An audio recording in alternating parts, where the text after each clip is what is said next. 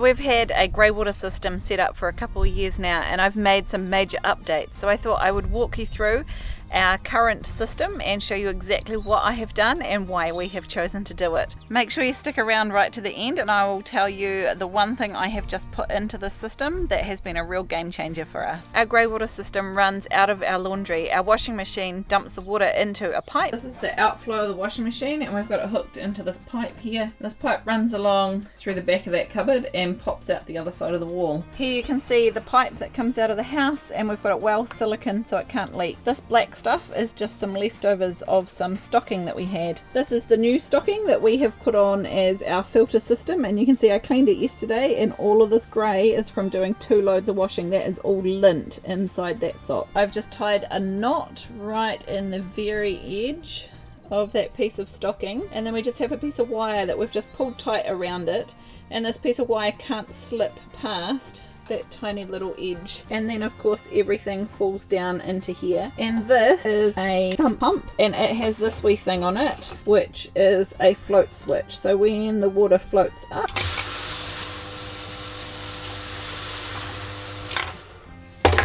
and when the water goes back down it turns off again. And then we just have this piece of pipe going up to, the reason it's all the way up here is this barrel already had a hole here which we would just put a bulkhead on with this wee hose attachment, and on this side we put this out. It's a bizarre little setup of connections. I'm sure there probably is a better way of going from the bulkhead to just this black piece of poly hose. Barrel did also already have a tap attached to it. We don't always use the tap, although it is helpful if there's a bit of a clog up. Occasionally I have let it out through there. We have this piece of strapping which I haven't actually reattached. It just goes and gets screwed onto there.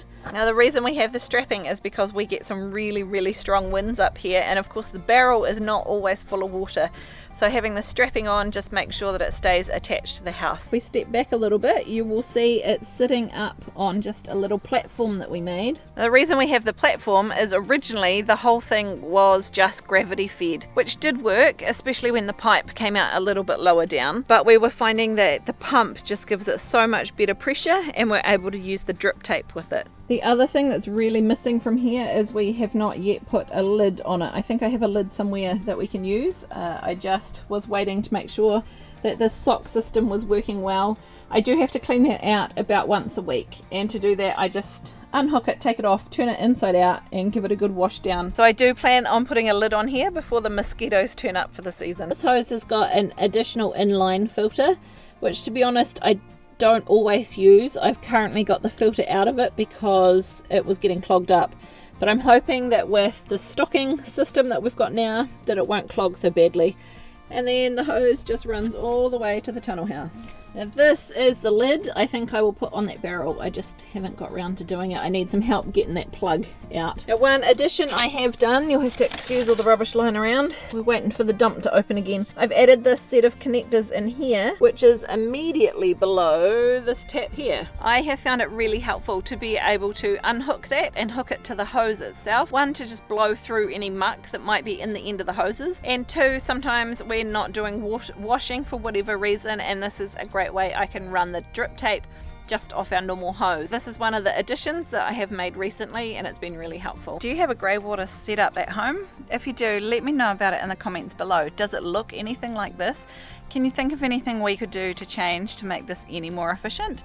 Please let me know down below. We are out in the vegetable garden. The pipe runs underneath all this wood mulch. It is pretty much level from where we started to all the way through here. Down here you can see this is the black hose that comes in from the pipe. We have it running to a header hose that runs all the way to the other end of the tunnel house. Yeah, and behind this cauliflower here you can see this is the header pipe, and it comes up and it turns a corner, and then off of there we have got multiple little pieces of this poly pipe, and this is one of the new things I've added. At the beginning of the video I said to stick around to find out what the big game changer for us was, and for us it has been adding these taps in, so I can turn off each of these long rows. We have one that branches off and runs along this way, along the short side of the tunnel, so that these plants along the back here can get some water. I have three that run all the way along each of these garden beds. In the tunnel house I have usually 3 rows of plants, so I've got 3 separate pipes that I've got running, and they're all made of this drip tape,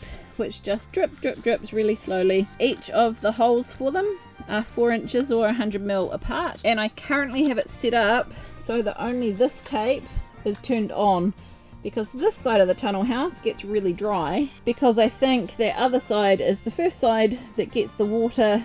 Obviously the pressure's easier because it's the first one it comes to, so that side has been getting super wet, while this side has been super dry. So I'm really hoping that being able to turn those taps off and force the pressure onto this dry side every now and again will be really helpful. And the other place this all goes to, I will show you. In this corner you can see it actually sneaks out the back to the survival garden on the other side. This is the very corner of our tunnel house, and we have a drip tape set up over this weed mat out here as well. Now we very seldom actually have to water out here, and so I only really turned it on while the seedlings were getting started. And then over the summer we do get enough rain out here that I was able to just turn it off and just rely on the rain. Those roosters are so loud. So we do have the ability to water out here just using that whole same system, and it also has a tap so I can turn the whole thing off.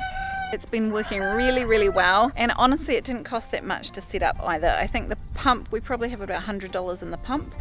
We did have to pay obviously for the hose and the tape, but it's quite cheap. You know, those parts aren't expensive considering it saves us using our own drinking water for watering the plants, and also it saves me having to remember to do it, which is the big lifesaver for us. I always forget to water the plants, and so knowing that every time I put a load of washing on, everybody in the tunnel house is also having a drink works really well for us. So we've not had any problems so far with any kind of salt buildup in the soil. We've been using this system for about 4 or 5 years now. We do use a biodegradable laundry detergent, but honestly I've not noticed any problems. We use a lot of compost in there, and I guess we're flushing so much water through that we haven't had any problems with it. I hope you found that video helpful. If you have, hit the like button. Consider subscribing to our channel. We bring you videos twice a week on growing and preserving your own food. We'll see you in the next one.